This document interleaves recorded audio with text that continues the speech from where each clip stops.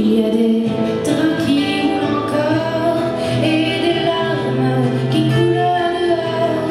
Il y a des mains qui brûlent le bord et des femmes cherchent loin, mais ne trouvant que des horreurs.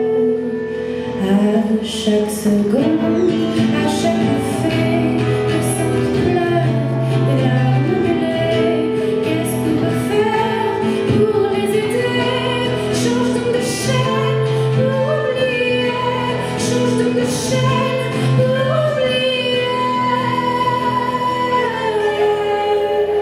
Je vous avoue que quand on m'a proposé d'animer ce débat en lien avec l'art féministe, je me suis demandé si j'étais la personne la plus adéquate, parce que même si je suis dans les sphères créatrices depuis des années, je ne me suis jamais réellement interrogée sur ma place en tant que femme artiste.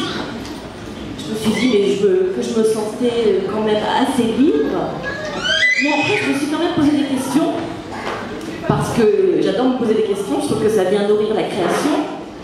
Je me suis dit, mais quand tu te sens libre, est-ce que ce n'est pas une illusion? Est-ce que tu n'es pas formaté finalement? Et même si tu n'es pas formaté, voilà, ou plus, je n'ai pas de réponse à cette question encore.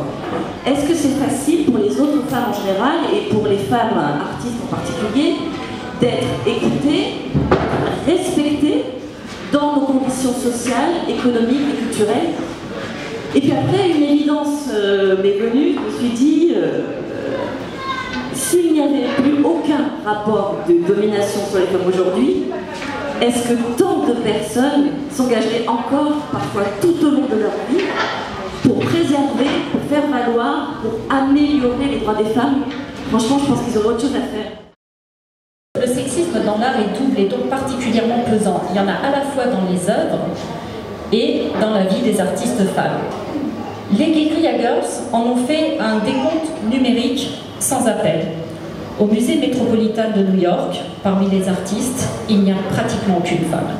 Et parmi les nues, ce sont essentiellement des femmes. Les femmes nues allongées ont fait l'objet d'un thème prisé au XIXe siècle. Elles sont allongées, offertes à la vue et au désir des hommes. Le thème est ici retourné avec un masque de gorille qui s'accorde bien avec l'objet phallique qu'elle tient dans la main, issu du tableau phallocentré du XIXe siècle. Le sexisme dans l'art est très grave, car l'art colporte la culture du viol. Les représentations de violences faites aux femmes sont légion dans les musées. Elles sont exhibées, encadrées de dorures, honorées par l'institution qui les sélectionne. Ce visuel évoque une action féministe menée à Rouen par l'artiste Abel, qui a apposé une pancarte SOS Viol devant une sculpture monumentale de viol dans la ville. L'honneur rendu par les institutions à ces visuels violents contraste avec le silence sur l'horreur du viol. Le titre Rapt des Sabines enjolive la réalité du viol, style tournante, mariage forcé, esclavage, déportation. De plus, ces visuels réactivent la mémoire traumatique des femmes, qui sont nombreuses à avoir subi des violences. Aujourd'hui, des voix s'élèvent pour demander le retrait de ces visuels, ou tout du moins, dans un premier temps, une mise à l'écart avec une signalisation adéquate. Sherry Levin est une artiste des plus audacieuses. Elle reprend telles quelles des œuvres d'artistes hommes et elle les expose avec son nom, pour qu'on s'y arrête à nouveau pour sous-peser le caractère sexiste de ces pièces. Ici, c'est la patine de l'urinoir d'homme que l'artiste homme Duchamp a choisi pour porter un concept universel sur l'art. Le fait que l'art reconnaisse un caractère universel à cette pièce, qui ne concerne pourtant que la moitié de l'humanité que constituent les hommes, est un autre signe flagrant du caractère androcentré de l'art tel qu'il est reconnu actuellement. À ce système collaborent beaucoup d'acteurs, notamment les collectionneurs qui vont acheter ces œuvres, les collectionneurs que les Guerrilla Girls interpellent en leur demandant « mais quand le racisme et le sexisme ne seront plus à la mode, que vaudra votre collection d'art ?» À ce système collaborent également les commanditaires. Les artistes ont beaucoup travaillé pour les religions qui ont sacralisé le patriarcat. La représentation des activités des femmes est réduite essentiellement à un seul rôle, qui contribue à l'assignation des femmes au care, c'est-à-dire à s'occuper des autres plus que d'elles-mêmes. Ici, l'artiste Janine Anthony se représente en laissant son propre corps et incite les femmes à s'occuper plus d'elles-mêmes et de leur corps. Pour conclure, je tiens à souligner que l'art féministe demande beaucoup plus de créativité que de faire la énième représentation de violence contre les femmes ou la énième représentation de femmes-objets. Au sein de la pollution visuelle, aliénante et oppressante, l'art féministe offre un espace de respiration pour les femmes, un espace énergisant. Alors en histoire de l'art, qu'est-ce qu'on étudie? Eh bien on étudie ce qu'on étudie en général, les artistes, etc. Et puis on étudie aussi les liens entre les artistes, c'est-à-dire on étudie les filiations en art, c'est-à-dire on dit par exemple la chronologie, les filiations parmi les novateurs. Alors on va dire par exemple parce qu'il y a eu Van Gogh, parce qu'il y a eu Gauguin, parce qu'il y a eu Cézanne, alors il y a eu Picasso, Matisse, le cubisme, etc. À chaque fois on voit que cette filiation elle ne se fait que par les hommes. Et là, oh surprise, il y a une femme qu'on va voir, Rosalba Carriera, mais c'est vraiment une exception. Vous le voyez, il n'y a que des hommes. Alors, ce qui est intéressant, c'est de voir comment les femmes sont effacées. Elles seraient par nature, parce que femmes, donc, sans importance historique. Alors, comment on rend invisible la place historique, donc des artistes femmes, dans l'invention et la diffusion des nouveautés tant stylistiques que formelles ou techniques? Eh bien, on va voir qu'il y a plusieurs techniques. Les techniques de base, c'est d'ignorer leur rôle d'enseignante et de chef d'atelier, c'est-à-dire la transmission qu'elles effectuent à la fois par l'exemple de leurs œuvres et aussi par leurs ateliers. Elles possèdent en fait, comme Artemisia, comme beaucoup d'autres, à l'époque où les artistes travaillaient dans des ateliers et avaient beaucoup de commandes, elles possédaient un très grand atelier où travaillaient d'autres artistes et qui de ce fait étaient formés par elles. Certains étaient là comme assistants et d'autres donc étaient formés dans l'atelier. Donc une façon de se débarrasser des femmes, c'est donc après d'en parler en disant c'est la première, d'une part c'est faux, il y en a toujours eu des hors d'avant, simplement on ne les connaît pas encore parce qu'on ne les a pas encore étudiées ou on les découvre et on découvre petit à petit tout ce qu'elles ont fait. Et d'autre part, dire c'est la première femme, c'est donner un intérêt à cette femme qui reste uniquement dans la catégorie femme. Ça veut dire qu'il faut complètement réviser ce que l'on sait sur la période. Rosalba Carriera, donc au XVIIIe siècle, elle a formé ses sœurs, on lui connaît au moins 2 élèves et surtout, elle a développé un nouvel art, c'est l'art du portrait au pastel, alors que jusque-là, le pastel ne servait que pour des esquisses. Et donc cette influence a été énorme puisque le pastel est devenu une grande technique artistique et elle a donc répandu cet art dans toute l'Europe, elle a été très, très acclamée. Rosalba Carriera, une façon de l'occulter qui est assez fréquente, eh bien, puisque c'est un peintre qui a été connu, eh bien c'est un homme. Donc Rosalba Carriera devient le Vénitien Rosalba, ce qui est parfaitement stupide parce que Rosalba ça veut dire rose blanche et que c'est un nom très rare pour un homme. Et puis dans les histoires de l'art, donc le livre de Vitcover qui est de 1965, Art et architecture en Italie 17e, 18e, on va dire que son œuvre est typiquement féminine, donc négligeable bien entendu. Alors à partir des années 70-80, il y a une évolution, et on va voir cette évolution avec Elisabeth Vigée-Lebrun. Ici, c'est Adélaïde Labille-Guillard, qui est contemporaine d'Elisabeth Vigée-Lebrun, et qu'on voit ici avec 2 élèves, ce qui prouve donc que les femmes, effectivement, avaient des élèves, on le sait de toute façon, mais elles le représentent, et ça, c'est bien.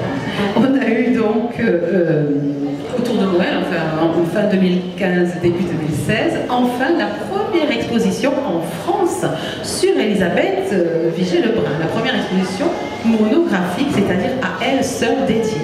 Quand on pense que cette femme a été un spécimen en matière de célébrité, elle faisait payer ses portraits plus cher que ses collègues hommes, donc ça a été un vrai phénomène. On est plus de 660 toiles, plus les autres œuvres, donc vraiment c'est pas une petite artiste.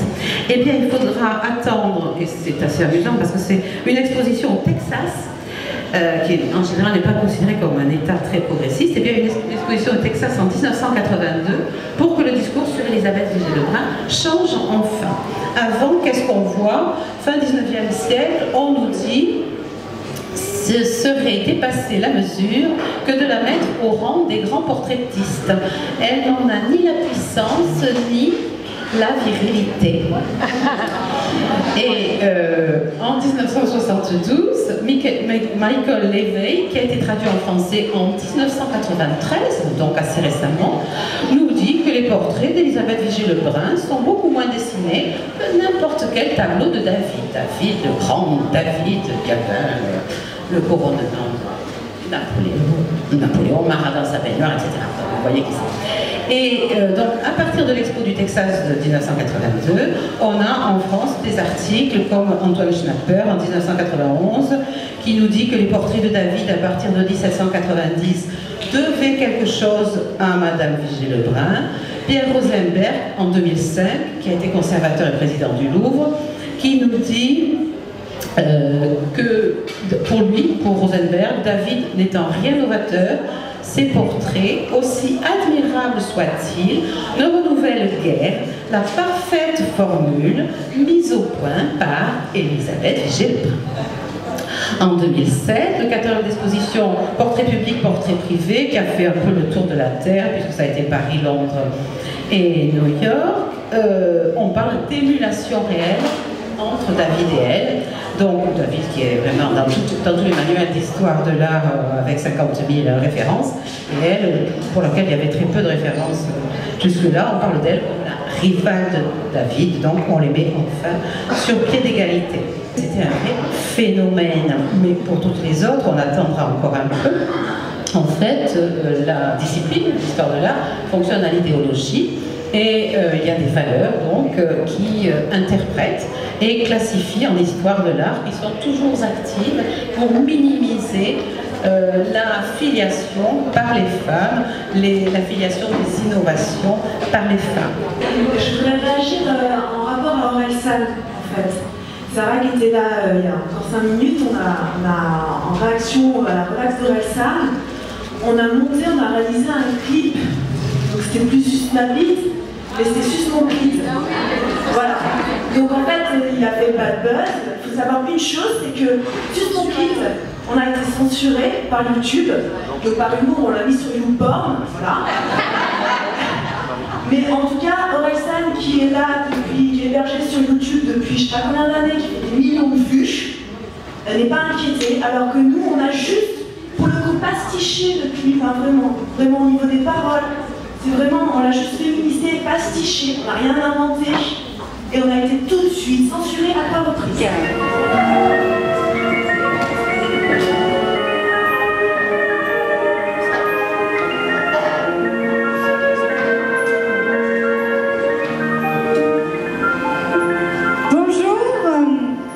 Merci de votre invitation à ce fabuleux féministival. Je suis très honorée. Merci à un vent de sorcière. Je voudrais profiter de l'occasion pour remercier un certain nombre de personnes sans qui je ne serais pas devenue ce que je suis devenue.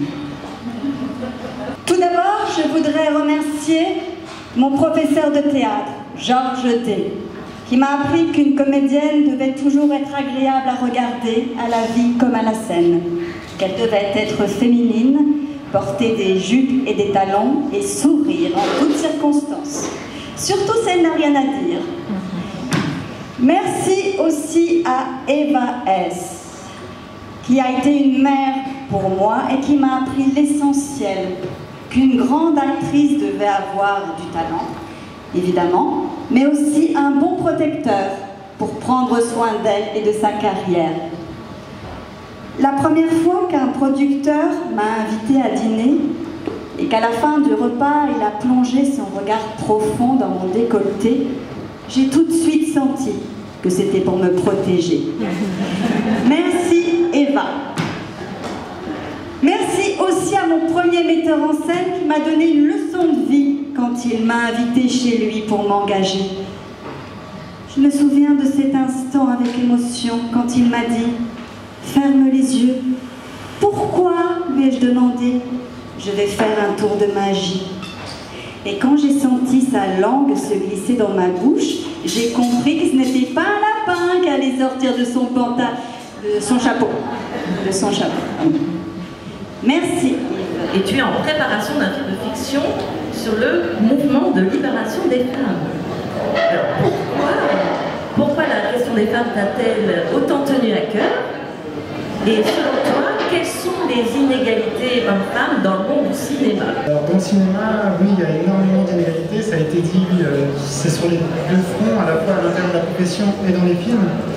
Jodie Foster a fait un discours à Cannes, je ne sais pas s'il y en a qui ont entendu, elle m'avait marre du cinéma machiste, et elle citait par exemple qu'actuellement à Hollywood, c'est encore 9% de réalisatrices, 91% de réalisateurs. Elle donnait d'autres chiffres, il y avait 20% de scénaristes, 26% de productrices, enfin scénaristes femmes, 26% de productrices. Voilà, on est encore loin du compte.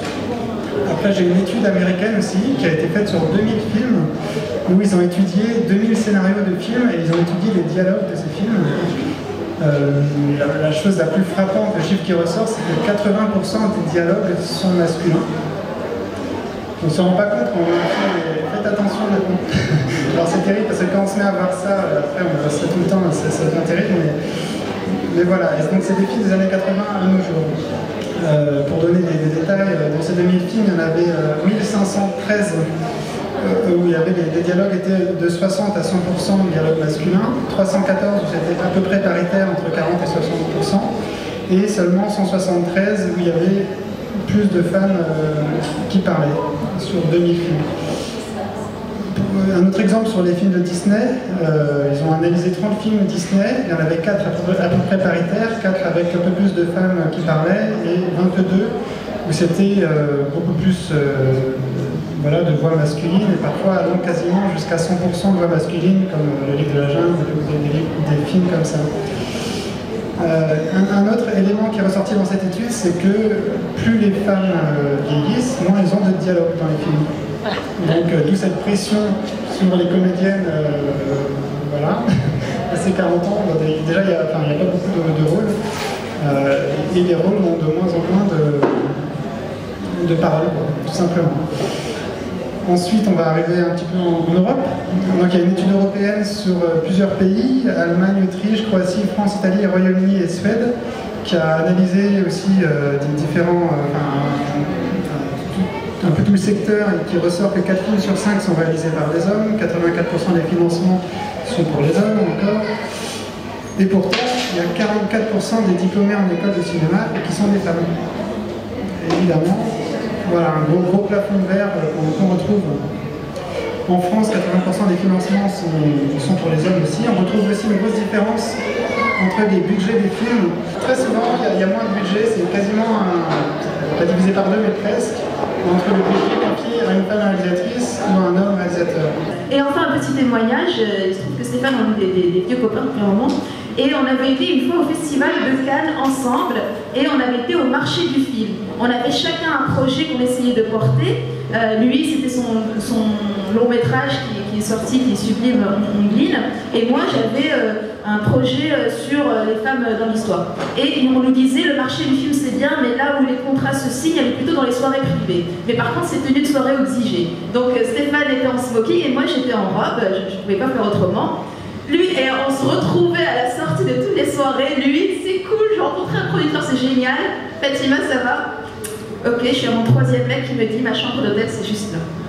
Donc c'est incroyable comment le thème de la femme-objet déborde dans les mondes artistiques et arrive jusqu'à nous. Et au moment où on se présente comme des intermittents de spectacle et tout, dans les soirées présenter un projet, et ben, tout ce sexisme, toute cette idéologie sur la place des femmes et des hommes déborde, et en fait, j'ai jamais trouvé. Donc là, ce petit coup a réussi à faire son truc, mais moi, je suis restée bloquée. Je t'aime. Voilà, Et au bout de 2 semaines, j'ai été convoquée au commissariat du 8e arrondissement.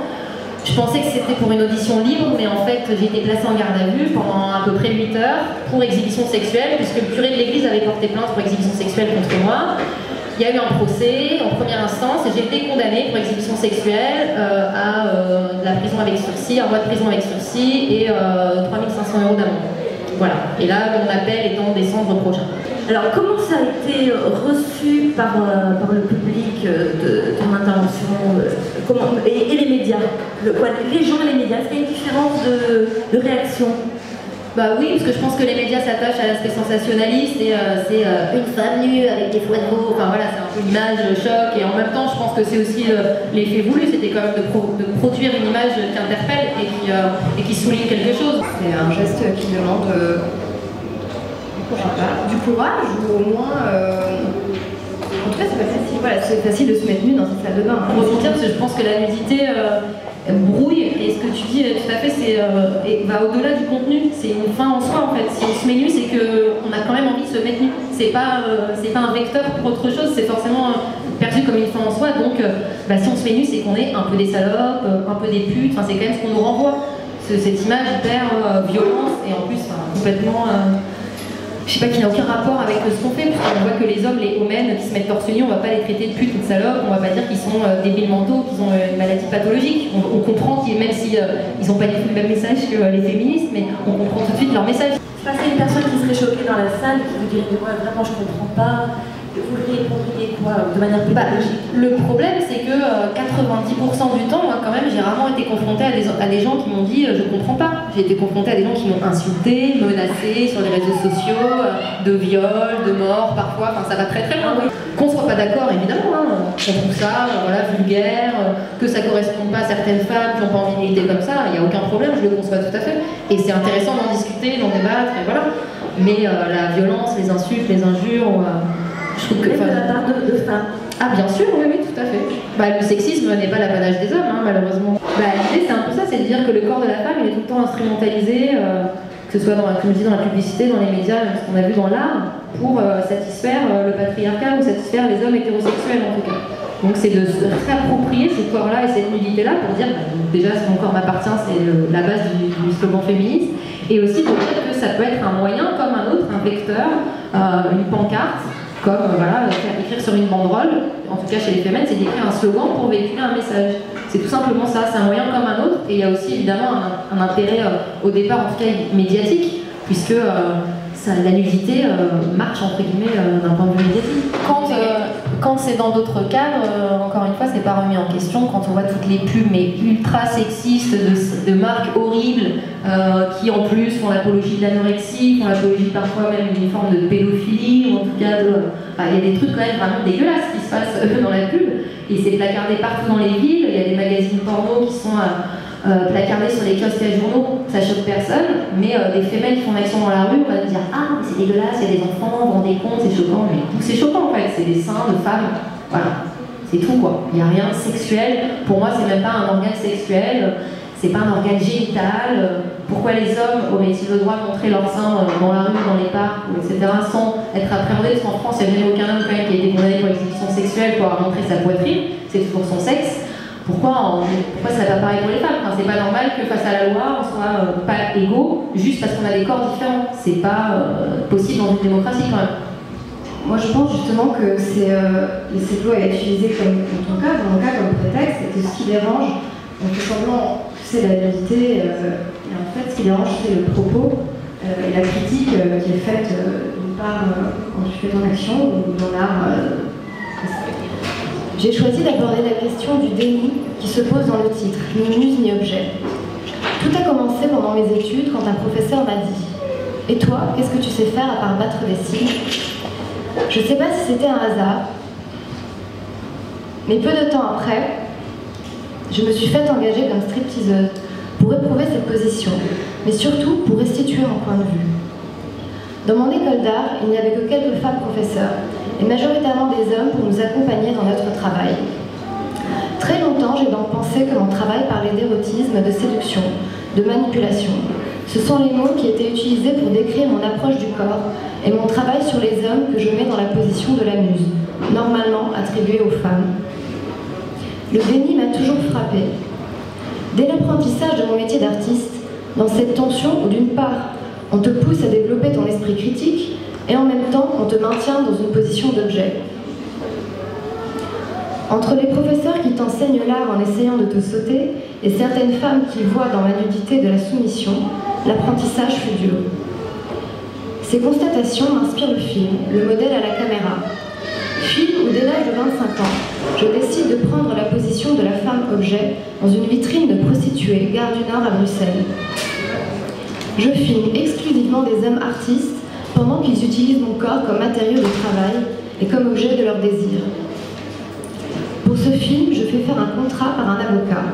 Contrat qui stipule que tous les droits d'auteur qui sont attribués à l'artiste appartiennent désormais au modèle féminin. Tout le film n'est finalement qu'un prétexte pour donner forme à un contrat dans lequel je fais prévaloir mon regard de femme exposée face à celui des artistes hommes. Après mes études, je passe des concours, puis fais la connaissance de galeristes, de critiques d'art, de collectionneurs, de directeurs de musées. Tous prétendent s'intéresser à mon travail. Un ou deux s'y intéressent vraiment. Mais très vite, je me heurte à la superficialité de l'intérêt de la majeure partie, pour qui la réflexion s'arrête là où la queue se met à bander. Un critique d'art qui suivait mon travail depuis des années m'a dit « Je ne t'exposerai pas ». C'est alors que je me suis dit « C'est moi qui t'exposerai ». Et j'exposerai tous les hommes de l'art qui m'invitent à manger plutôt que de m'inviter à exposer. Tout cela a donné lieu au film « Les hommes de l'art », où je filme le visage des professionnels de l'art, tandis que je suis nue face à eux. Je cherche ainsi à inverser les rapports de hiérarchie entre l'artiste femme et les acteurs du monde de l'art. Très tôt, j'ai décidé que je n'attendrai pas que le monde de l'art m'expose. C'est moi qui l'exposerai. Dans les gestes et les phrases qui m'ont marqué, il y a ce réflexe lorsque je montre ma première photo, inspirée de l'origine du monde à un galeriste. Il fait un zoom sur le sexe en éliminant d'un seul geste tous les drapeaux de l'Union européenne qui sont dans mon dos. Témoin de ce déni et de cette bêtise, je réalise ma première photo, sexe ouvert, devant sa galerie. Ce sera le début de ma série, Mémoire de l'origine. Quand je fais ma première performance au musée d'Orsay, le 29 mai 2014, je pousse un cri. Ce que je dis, ce n'est pas « regardez-moi », comme ce qu'on peut lire dans les médias, et qui n'est que le reflet de ce déni qui pousse à faire abstraction du contexte pour voir que la nudité. Si l'on regarde bien, ce que je dis en vérité, c'est « je vous regarde, je suis l'origine du monde ». Nous sommes en 2014, et le sexe le plus connu de l'histoire de l'art sort du déni, et je fais exister son point de vue. Le musée d'Orsay porte plainte pour exhibition sexuelle. Le corps ici est utilisé comme prétexte, car en faisant arrêter le corps, c'est son point de vue que l'on veut empêcher d'exister. L'institution, en faisant semblant de procéder à une arrestation, procède à une censure. Quelques mois après la médiatisation de ma performance, un centre d'art réputé m'invite pour une monographie, dans le but de valoriser la production féminine. La légèreté de leur approche, le sexisme et leur résistance féroce à toute question de fond inhérente à mon travail révèlent leur stratégie, consciente ou inconsciente, d'utiliser ma nudité comme outil médiatique, ce que je refuse. Le bras de fer contre cette institution mènera à l'annulation brutale de l'exposition. Je conteste par une conférence de presse que j'intitule « Une mécanique de la censure », où je dénonce les mécanismes de danger et les conséquences de cette censure. Bien décidé à lever le voile sur la censure institutionnelle, je profite du contexte de l'exposition, splendeur et misère de la prostitution, pour préparer mon droit de réponse, 2 ans après la performance de l'origine du monde. Le point de vue se précise. C'est à travers le modèle de l'Olympia de Manet, dont le regard a fait scandale, que j'imposerai mon point de vue et mon droit de réponse, adressé directement à Guy Cocheval, le directeur du musée d'Orsay. S'ensuit une arrestation et une garde à vue 2 fois plus longue que la première. 48 heures, dont une nuit en psychiatrie. Ce fut la seule réponse du musée d'Orsay. Le 27 mars 2016, je réalise une performance à la Maison européenne de la photographie, dans le cadre de la rétrospective de Bettina Reims. Je réinterprète le modèle de Monica Bellucci, qui, habillée en latex rouge, tient dans sa main une bouteille de ketchup, de manière suggestive. La performance consiste à ouvrir ma robe et à faire exploser la bouteille de ketchup sur ma bouche, mes seins, mon corps. En réutilisant les codes de la pornographie, je pousse jusqu'au bout le geste suggéré par la photographe elle-même. Au-delà de tout esthétisme, j'ai voulu exprimer une certaine violence liée à l'exposition du corps nu dans l'espace public. Une violence inhérente à notre époque, qui n'était pas représentée dans cette exposition. Comme à chaque performance où je m'invite de façon sauvage, j'affirme que je n'attendrai pas qu'un directeur de musée veuille bien reconnaître mon travail. J'utiliserai leurs expositions comme un décor et le nom des institutions au service de ma nudité et de mon sexe, et non l'inverse. Suite à cette performance, comme je suis récidiviste aux yeux de la loi, pour la première fois je devais comparaître devant le procureur le 24 mai 2016. Comparution à laquelle j'ai décidé de ne pas me présenter. Je vais donc clôturer mon récit en vous montrant la vidéo qui sera l'introduction du film issu de la performance pour laquelle je vais être jugée.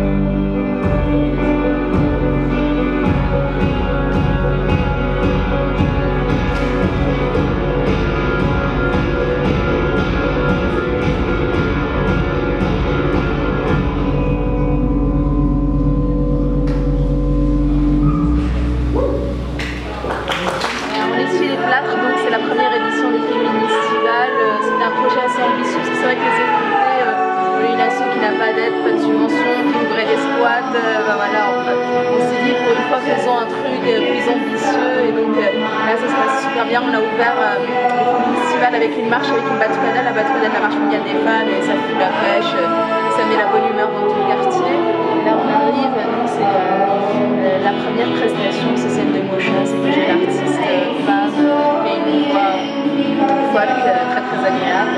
On a essayé d'être éthique jusqu'au bout, on aura des plats véganes tout à l'heure grâce à notre collaboration avec les désobéissants, la boîte de militance et le Torchon.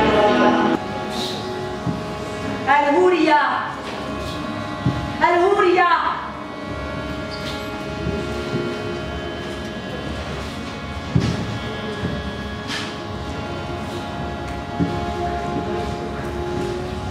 Il était 6 h du soir exactement. Il était 6 h du soir.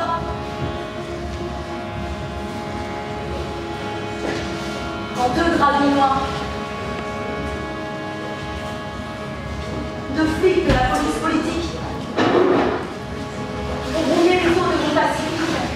exactement 6 heures du soir.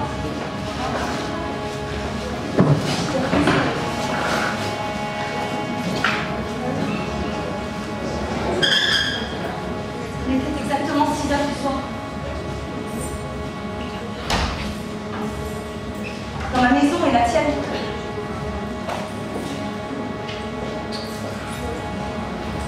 Dans ma maison et la tienne. Les dragons noirs avalent notre sang. Ils mordent notre chair. Ils cherchent le nom des révolutionnaires. Ils cherchent. Saïda,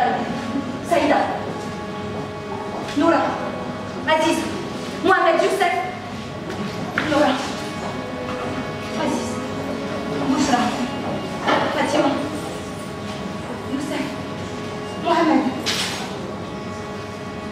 Asna.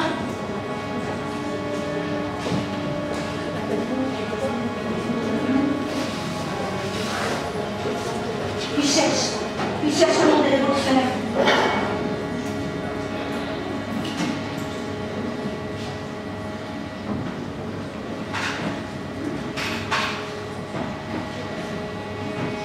Une fois le carnage terminé,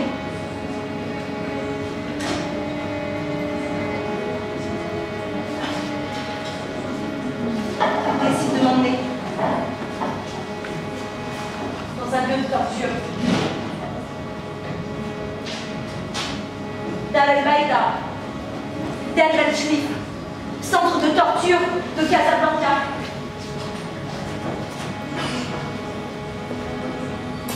Centre de torture de Casablanca. Dar el-Shlif, Dar el-Baïda. Je vous ai amené un présentoir des plaquettes qui présentent l'association et d'ailleurs j'ai apporté aussi des plaquettes sur le matrimoine.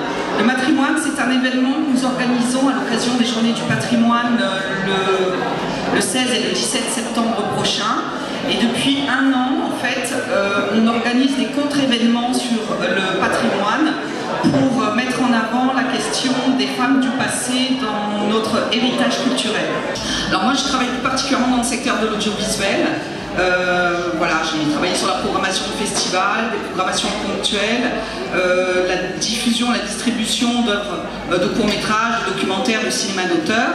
Et donc je me suis intéressée particulièrement à la question des femmes dans le cinéma. Donc je vais vous proposer en fait un petit diaporama qui va reprendre un petit peu l'historique des femmes dans le cinéma. À savoir que déjà la population française est composée à 48% d'hommes, 52% de femmes. Ça, ce sont les chiffres INSEE 2011. Pour vous montrer aussi que la direction politique en général des territoires, c'est une direction essentiellement masculine. 90% donc des directions des pays européens sont dirigées par des hommes. Au niveau des députés, vous le savez certainement, c'est 73% de députés hommes. Là, ce sont des chiffres plutôt sur la culture, donc j'ai fait un focus.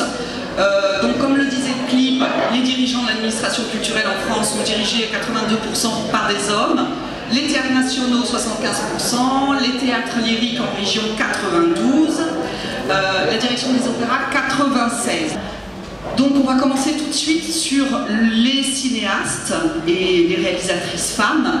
Donc 1895, comme vous le savez, c'est la naissance du cinéma.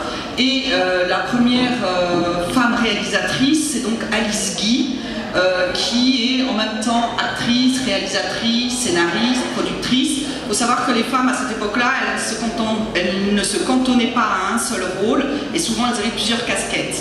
Donc Alice Guy, en fait, elle a fait carrière au début chez Pathé Gaumont. C'était la secrétaire du directeur de Pathé Gaumont, et c'est elle qui lui a proposé de commencer à faire des films et à diffuser les films dans les salles. Donc on parle souvent et on mentionne souvent Méliès qui était le précurseur du cinéma de fiction, mais en fait, dans l'histoire du cinéma tel qu'il est raconté dans les livres, on parle rarement de Alice Guy. Elle a monté donc sa société de production qui s'appelle la Solax Film, et elle a commencé à faire, je sais pas, elle a fait plus de 600 films courts, de 1 à 10 minutes, des films de fiction. Donc elle a commencé à travailler comme metteuse en scène et à scénariser et à mettre en scène des personnages de fiction. Donc sur la droite, c'est une image de La Fée aux choux, 1896. Et bon, j'avais prévu de vous montrer un extrait de ce film que je trouve très à l'avant-garde. C'était un couple d'ailleurs représenté par deux femmes qui viennent chercher un bébé. Il y a des bébés derrière chaque chou en fait. Dans le film, on voit les bébés qui sortent des choux. C'est assez drôle. Donc voilà, Alice Guy, donc un personnage assez emblématique du cinéma français et du cinéma mondial, en fiction notamment. Alors là, c'est Germaine Dulac. Germaine Dulac, donc, elle a réalisé une vingtaine de films long métrages. Elle a monté elle aussi une société de production, comme quoi à l'époque les femmes elles créaient beaucoup de sociétés de production et elle a beaucoup travaillé sur les documentaires et elle a été en fait directrice adjointe de l'actualité chez Gaumont et elle a fait après des films de fiction, notamment La Fête espagnole et d'autres films qui sont vraiment des films d'époque, des films de genre, des films à costume. Donc c'était en général des films qui bénéficiaient d'une production assez importante. Alors là on arrive sur Jacqueline Audry un petit peu plus tard, mais pas tellement plus tard non plus. Il y a Brigitte Rollet qui est une universitaire écrivaine qui a écrit un livre sur Jacqueline Audry. Elle a réalisé à peu près 16 longs métrages, vous voyez, entre 1946 et 1969. C'est une des femmes qui a fait le plus de films de fiction, de genre à cette époque-là, puisqu'elle faisait aussi des films de KPDP, des films de genre, des films policiers, pas simplement des films romantiques. Voilà, c'est bien noté qu'à cette époque-là, les femmes elles avaient accès à des budgets assez conséquents pour faire des films d'époque. Et elle a notamment travaillé, là on le voit avec Gigi, qui est un film qui a fait quand même 3 millions d'entrées à sa sortie, c'est énorme. Et tout le monde s'est interrogé à cette époque pourquoi Jacqueline Audry, le film Gigi, n'avait pas été présenté en sélection à Cannes en 1950. C'est un film, peut-être que certains d'entre vous l'ont vu, mais c'est vraiment un film très réussi et qui devait trouver sa place en sélection au Festival de Cannes et qui n'avait pas été sélectionné. Voilà, donc Jacqueline Audry, maintenant, ses films, je pense qu'une partie de ses films sont à la Cinémathèque. Et nous, ce qu'on aimerait au sein de HF, c'est de faire en sorte que les films de ces cinéastes-là soient beaucoup plus montrés et diffusés au sein d'institutions telles que la Cinémathèque. Et on va revenir sur les premières années de Hollywood, avec des femmes qui étaient très nombreuses à Hollywood comme scénaristes. Alors souvent on sépare, on se dit les grands studios ils sont dirigés par des hommes, mais en réalité le début de Hollywood, Hollywood c'était dirigé par des femmes essentiellement. Là j'ai pris deux personnages emblématiques de cette époque, c'est Frances Marion et Mary Pickford. Donc il y en a une à droite, Mary Pickford était vraiment une femme d'affaires et une productrice. Et Frances Marion, en fait, c'était une scénariste qui était très bien payée et qui a écrit plus de 200 films pendant cette période. Donc voilà, c'était le cinéma hollywoodien était bel et bien un cinéma qui était représenté par de nombreuses femmes, mais à tous les postes. À tous les postes de production, d'écriture, de développement, de réalisation. Et voilà, donc ça c'est la première image. Les deux autres, alors c'est deux photos que j'aime beaucoup, c'est Mary Pickford, donc, qui est actrice et productrice, et Mabel Normand. D'ailleurs, je trouve que la deuxième photo, on aurait pu croire que c'était une photo des années 60, mais non, c'est une photo du tout début du siècle dernier. Donc les femmes sont bel et bien derrière la caméra, et contrairement à ce qu'on a pu entendre dire sur la question des femmes et de la technique, c'est-à-dire c'est des grosses machines techniques, c'est du 35, c'est du 16, c'est du gros matériel assez lourd, et les femmes ne sont pas à l'aise avec du matériel lourd et costaud. On se rend compte dans l'histoire du cinéma que c'est pas du tout le cas, puisque autant Mary Pickford que Mabel Normand que les autres, elles utilisaient des caméras très lourdes, elles étaient très à l'aise avec le matériel. Voilà. Ça ne les empêchait pas de filmer, d'être derrière la caméra et de s'emparer de la technique. On peut continuer. Là, c'est donc Anita Loos, qui est aussi une actrice, scénariste, écrivaine américaine. Voilà, elle a un petit air de Louise Brooke, j'aime beaucoup cette photo. Et c'était une grande scénariste surtout. C'est elle qui a écrit Les hommes préfèrent les blondes. Et elle a écrit notamment The Woman, avec dans le film 3 personnages féminins assez forts. Donc là c'est Jane McPherson. Elle aussi est actrice mais scénariste, elle conduit des avions aussi, accessoirement. Elle a beaucoup réalisé de films, notamment produits par Cécile B2000. Elle a écrit énormément de scénarios qui ont tous très bien marché. Donc elle aussi, c'était une des scénaristes phares de l'époque, l'âge d'or de Hollywood. Là, c'est Lois Weber. Alors, Lois Weber, elle est aussi multicasquette. Actrice, scénariste, réalisatrice, productrice, et c'est vraiment une des plus grandes réalisatrices et figures féminines de cette ère du cinéma. Et elle travaillait carrément pour 3 500 $ par semaine. Vous voyez, donc la question du salaire à l'époque, c'est assez époustouflant de constater comme on a régressé, puisque je pense que même les hommes aujourd'hui ne touchent pas ça. Bon, en France et à Hollywood, je pourrais pas le dire. Shoes de Lois Weber 1916, donc j'essayais à chaque fois de donner des affiches des films qu'elles ont fait, qu'elles ont réalisés ou qu'elles ont produits. Et elle travaillait beaucoup avec un chef opérateur qui était derrière la caméra. Elle, c'était vraiment la réalisatrice et la metteuse en scène. Voilà, donc elle a une étoile à Hollywood Boulevard, puisque c'est une des grandes figures du cinéma de l'époque. Alors là, c'est Ida Lupino. Peut-être que vous avez entendu parler d'Ida Lupino, parce qu'elle est assez connue aux États-Unis, à Hollywood. Elle a notamment écrit et réalisé Outrage, qui est un film dont le personnage principal est une femme, là aussi, et en fait, Victim of Attack, Outrage, c'est l'histoire d'un viol. Donc c'est la première fois au cinéma, en fait, qu'on a abordé la question du viol, et ça a été abordé d'une façon très réussie, avec je dirais un style très épuré, en noir et blanc, avec un suspense, vraiment une façon policière. Il y a une enquête policière, mais il y a aussi une trame psychologique derrière qui est très forte. C'est très bien interprété, très bien dirigé. Ensuite, je ne sais pas toutes reprises, mais il y en a vraiment un tas à Hollywood à cette époque-là. Dorothy Asner, elle a été un peu à la charnière du cinéma muet et du cinéma parlant. Et voilà, elle disait qu'une réalisatrice ne pouvait pas être assujettie à qui que ce soit, même pas au patron du studio. Donc c'était une femme de tête qui tenait tête au patron du studio à Hollywood à cette époque. Donc on retourne dans les années 60-70 avec Agnès Varda, qui est un peu la précurseuse du cinéma de la Nouvelle Vague en France, et qui a effectivement bénéficié des dispositifs du Centre national de la cinématographie, qui lui commençait à mettre en place des mécanismes de financement du cinéma d'auteur. Donc qui dit cinéma d'auteur dit aussi le cinéma de certaines femmes qui s'inscrivaient complètement dans cette logique et dans cette vision. Donc ça c'est Agnès Varda en 1974, toujours avec du gros matériel lourd, caméra 35 ou 16 ou Super 16. Donc elle est un peu la personne qui a démarré sur cette vague du cinéma d'auteur. Là c'est un de ces films, premier grand film de fiction distribué en France, qui a bénéficié des fonds d'aide du Centre national du cinéma et de l'image animée. Et donc c'est l'histoire de Cléo de 5 à 7, là aussi est mis en scène un personnage femme très fort, qui en fait dans l'histoire relate une femme qui doit être, voilà, qui attend les résultats médicaux d'une maladie qu'elle pressent.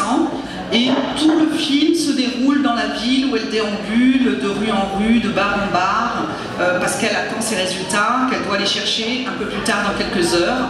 Donc c'est pour la première fois en fait que le cinéma s'intéresse à la propre subjectivité d'un personnage féminin, c'est-à-dire qu'on est vraiment dans le personnage de la personne, et on sait et on ressent ce qu'elle peut elle-même ressentir à travers les images d'Agnès Varda.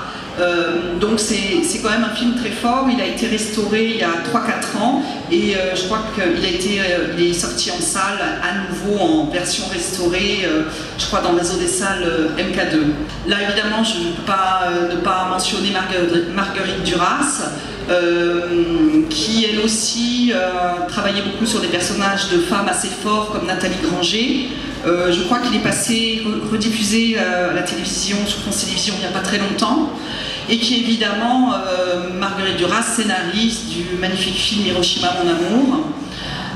Voilà, donc c'était aussi une des femmes qui ont compté dans l'histoire du cinéma à l'époque de la deuxième vague, donc l'essor 60-70. Ensuite, on poursuit avec le travail de Carole Roussopoulos. Alors, je pense que beaucoup d'entre vous connaissent le travail de Carole Roussopoulos, puisque en fait, c'est elle qui s'est emparée de la vidéo. C'était l'âge d'or de la vidéo, c'était du matériel assez léger, dont tout le monde pouvait s'emparer. Les écoles de cinéma ne s'étaient pas appropriées cet outil, donc c'était une façon pour les femmes de s'approprier des caméras légères et de pouvoir raconter ce qu'elle vivait et ce qu'elle voulait que le large public entende.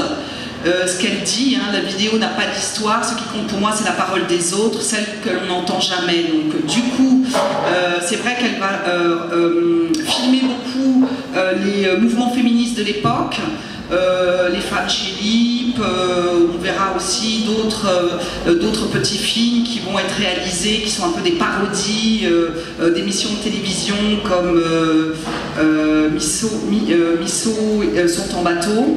Voilà, donc là c'est quelques images des extraits de films. Donc le fameux « Il n'y a plus d'inconnu que le soldat inconnu, sa femme ». Il y a eu beaucoup de films qui ont été faits sur les manifestations qui ont eu lieu avant qui ont été faits au moment de la loi sur l'avortement portée par Simone Veil. Et il y a eu beaucoup de films qui ont saisi les paroles des gens dans la rue pour savoir s'ils étaient pour ou contre.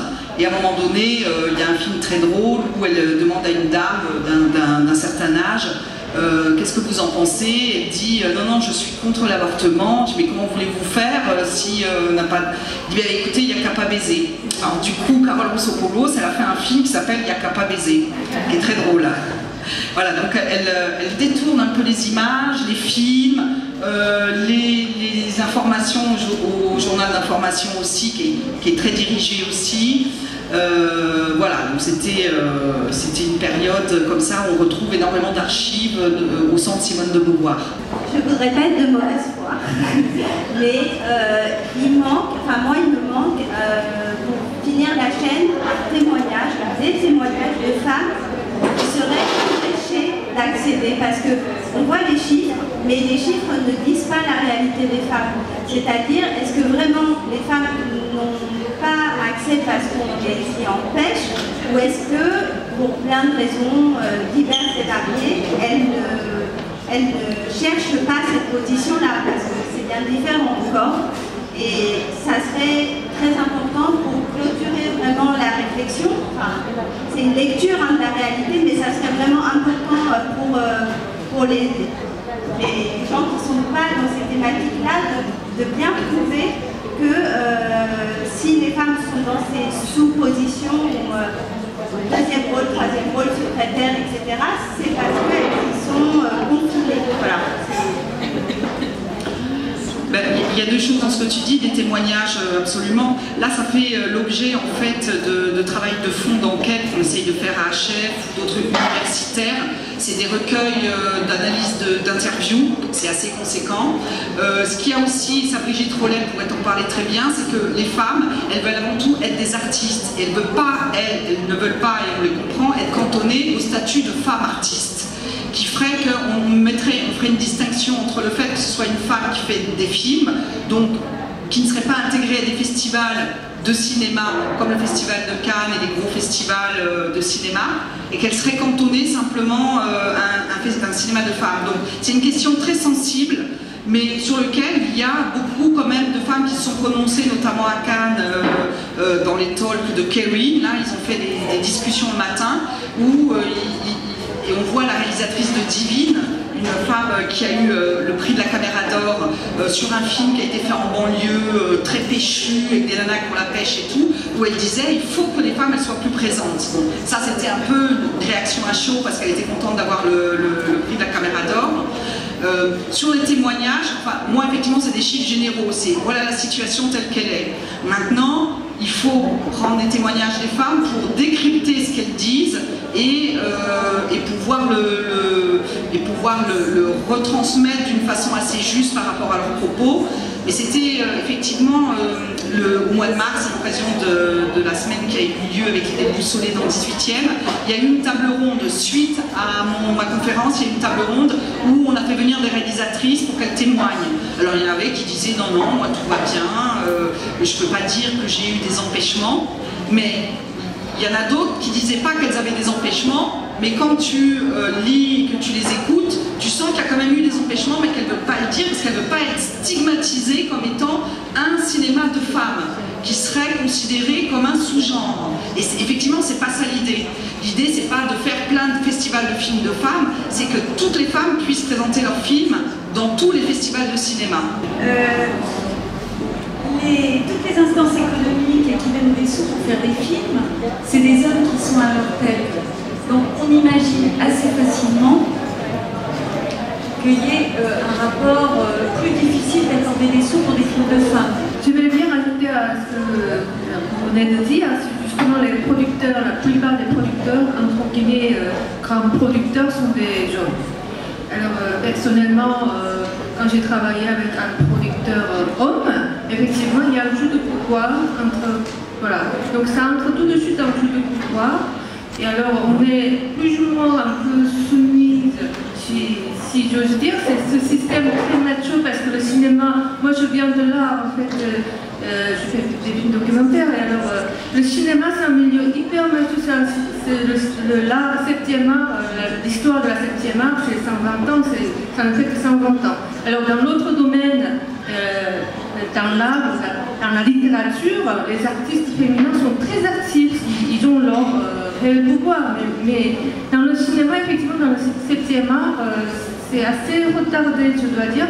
Alors récemment, il y a beaucoup de productrices alors, qui réalisent, je trouve que c'est très encourageant, très encourageant. Et j'ai du mal un peu à comprendre pourquoi en parlant de transparent, tu utilises que le masculin en fait pour parler. Certes, c'est un personnage, mais c'est le personnage d'une femme, et c'est pas le personnage d'un homme qui va être une femme, en fait, c'est le personnage d'une femme trans. Il me semble que c'est important d'utiliser. Et en fait, la phrase de la réalisatrice qui dit qu'elle emploie justement des personnes trans, elle a employé en fait aucune personne trans sur le tournage de Transparent. Elle a employé un homme qui a joué le rôle d'une personne trans, d'une femme. Du coup, c'est un sujet qui est pas souvent mis en avant, la transidentité, la transsexualité. Du coup, quand il est abordé, c'est important qu'on l'aborde un minimum justement, parce que justement, il n'est pas évoqué souvent. Nous avons accueilli en stage, nous les militantes des effrontés entre autres, pour nous apprendre la communication non violente, comment monter des projets en co-construction avec d'autres personnes, et qu'elles ont été d'une très grande aide. Et en plus, elles font partie des personnes qui ont contribué à financer le Féministival. Donc on les remercie à plein de titres. Elles nous ont soutenus. Et surtout, elles nous ont fait confiance. Elles ont cru en nous. Les effrontés, c'est une petite asso qui existe dans 2 villes, qui habitait dans des squats, qui faisait des actions avec des ficelles et demi, et ça ne les a pas empêchés de nous soutenir, de nous faire confiance. Donc un grand merci à vous, j'en profite. Et je vous laisse le plateau.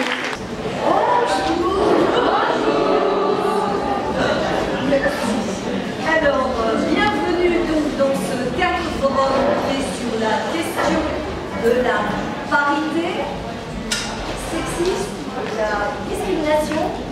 On va voir comment on peut s'y adapter, puisque le théâtre forum, c'est quelque chose qui se fait en collaboration. Alors, j'imagine que le sujet doit quand même pas mal vous parler. Donc, merci d'être ici nombreuses et nombreux à partager les préoccupations des effrontés et celles également de la compagnie vivante pour les femmes en Méditerranée. Alors, nous allons vous présenter en fait une scénette.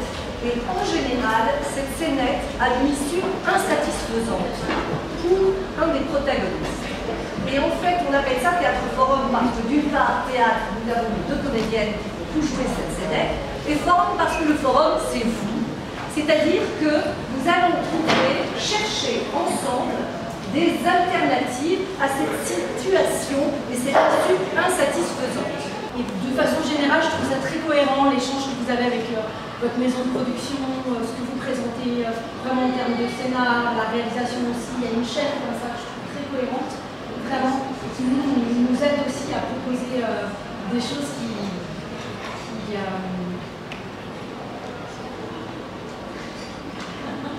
est-ce que ce serait possible de fixer un rendez-vous peut-être pour en parler un peu plus tranquillement? Je pourrais vous présenter et avoir votre retour, juste en retour. Alors déjà, je produis et j'aime surtout réaliser. Ah mais justement, c'est le titre de mon scénario, se réaliser. Enfin, c'est l'histoire de deux femmes qui partent de Paris, qui s'installent en province et qui voilà, ça se passe à Dijon. Je te sers peut-être. Merci. En fait, ça se passe à Dijon et ce serait peut-être plus simple de prendre un rendez-vous pour en discuter. Si vous êtes disponible la semaine prochaine. 1789. Fort. 1704. Mais c'était pas produit par l'hôtel de Soleil, de Mouchkine? Oui. Mais là, moi, je te parle de mon numéro de chambre, 789 à l'hôtel Quentin.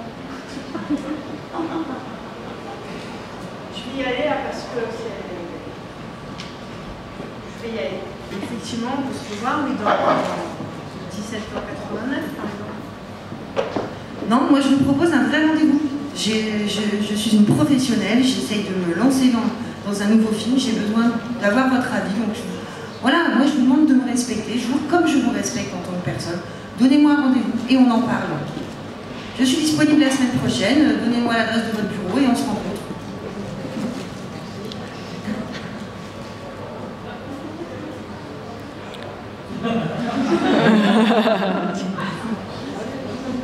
Vous voulez réellement parler de travail? Tout à fait, vous avez tout compris. Bravo. Est-ce que vous aimez vraiment le travail? Tout à fait. Sinon je ne serais pas venue vers vous.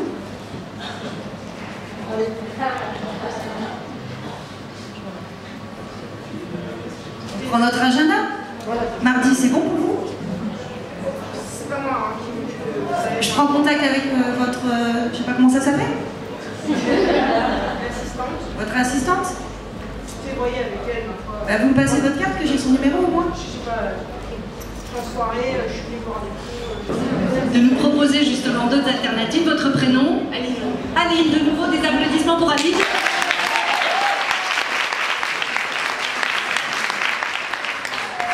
Aline, déjà moi je vous félicite parce que pour quelqu'un de timide, monter sur scène de manière aussi imprévue, ça veut dire que voilà, vous le décrocheriez peut-être ce rendez-vous. Aline, vous voulez reprendre la scène à quel moment? À quel dialogue? Au tout début ou au milieu? Au moment de l'invitation. Très bien. Je vous laisse en compagnie de Mathias Kastuavit.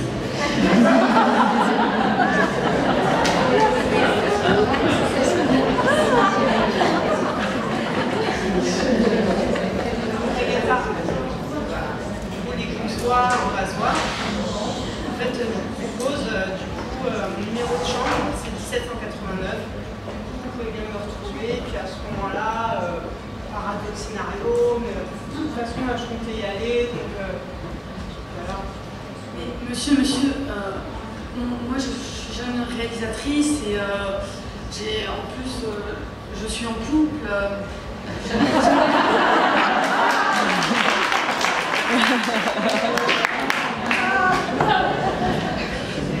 J'aimerais seulement pouvoir vous donner mon scénario. Voilà, je l'ai écrit à la fin de mes études. C'est mon 5e scénario quand même et je pense que ça traite de sujets très importants. Ouais, c'est super pour vous, je suis contente. Ma foi, vraiment, j'allais partir, vraiment. Je vous souhaite tout. Est-ce que demain vous serez là? Oui, demain je suis là. Demain est un autre jour. Est-ce que à la fin de la projection, je pourrais venir vous voir la projection de votre film? Pour vous remettre mon scénario écrit? Il traite de sujets qui, je pense, pourraient vraiment vous toucher.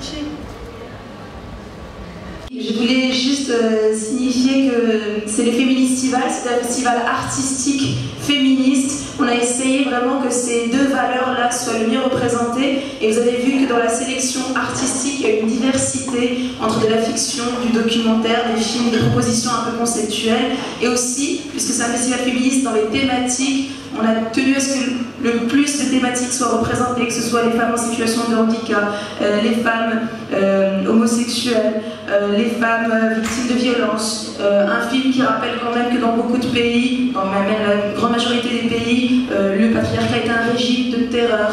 Et donc voilà, on a vraiment tenu à ce que toutes ces diversités soient représentées. Toutes les diversités ne peuvent jamais être représentées intégralement, mais on a fait le plus possible. Écoute tous, premier film qui est remis à Pache de Sabrina Gellar. Pache, non, la personne libre. Eh oui. Allez, allez.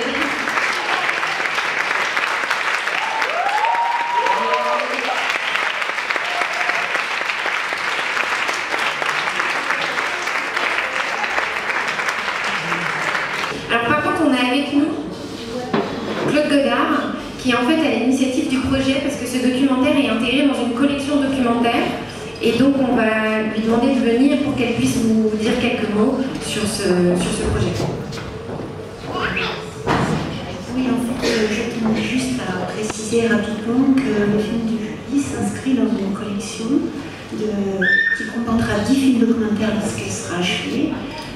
Pour le moment, le fil conducteur de cette collection, c'est, vous l'avez compris, une rencontre entre une personne en situation de handicap, un lieu culturel et un réalisateur ou une réalisatrice. Pour le meilleur court-métrage de fiction, je voudrais juste dire un petit mot. C'est qu'en France, on a encore la chance d'avoir des réalisatrices qui peuvent s'exprimer. Mais dans les pays de l'Est, c'est pas encore ça. Et je suis extrêmement fière de remettre ce prix à une réalisatrice roumaine. Il s'agit du film Mur de Andra Tevi.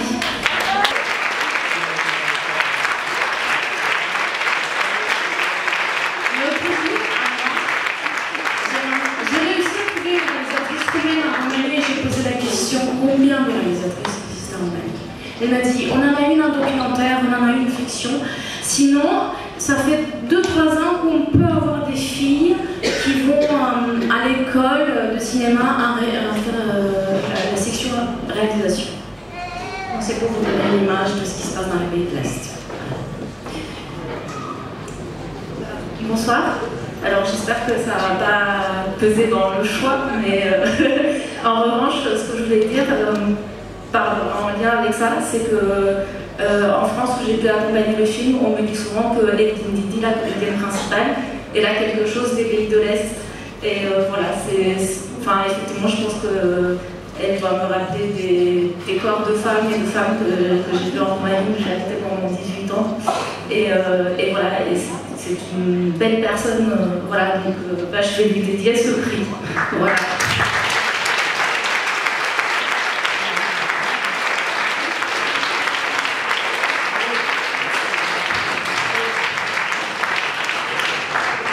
Et merci beaucoup pour le festival et pour la sélection et vivement les prochains et voilà, et bonne route et que ça devienne de plus en plus grand. Voilà. Merci.